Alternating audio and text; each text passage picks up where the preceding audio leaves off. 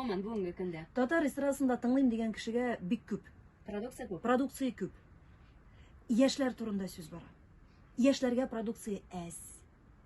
Менә бит инде татар гаиләсендә яшәгәч, тәрбияләнгәч, бала татар җыры тыңлап тәрбияләнергә тиеш диләр. Менә моңа карата синең Без фикерең. бүгенге көндә Айгел интернет заманасында яшибез. Әгәр дә менә шушы теге моңны саклап калабыз, башкасын анда теге менә татарлар шушылай гына булырга тиеш дигән әйберне саклап каласыбыз килә икән безнең, бөтенләй балаларны интернеттан азат итәргә кирәк. Бөтенләй каплап куярга. Чөнки алар Тышкы дөньядан ничектер шикләргә чөнки алар бит күрәләр, алар Европаның кая барганын күрәләр, алар Американы күрәләр, алар башка илләрне күрәләр, име чагыштыралар да, и безне артта калган дип саныйлар. Артта калмадык дип әйтер өчен безгә бөтенләй бүтән юнәлештә продукция бирергә кирәк. Бүтән юнәлештә без продукция бирә алмыйбыз, чөнки безне тәнкыйтьлиләр.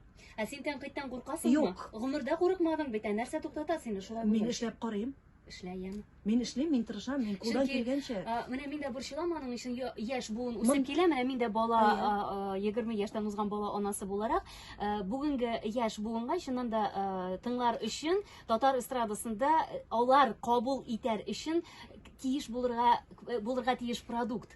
Әгәр дә ки аларга кызыксындырырлык чара булмый икән, алар инде нәрсә белән кызыксындырсаң да алар сиңа килмиләр. Айгел, монда кызык кына бер мин тырышам. Менә яшьләрчә җырлар да яздырып карыйм, ләкин ялгыш кына 40 тулды. Хәзер 40 яшьлек хатын күпме генә сикереп Килешми дисеңме? Килешмәве дә бер нәрсә. Һәм яшьләр аны миннән бик кабул да итмиләр. Яшьләргә яшьләр кирәк.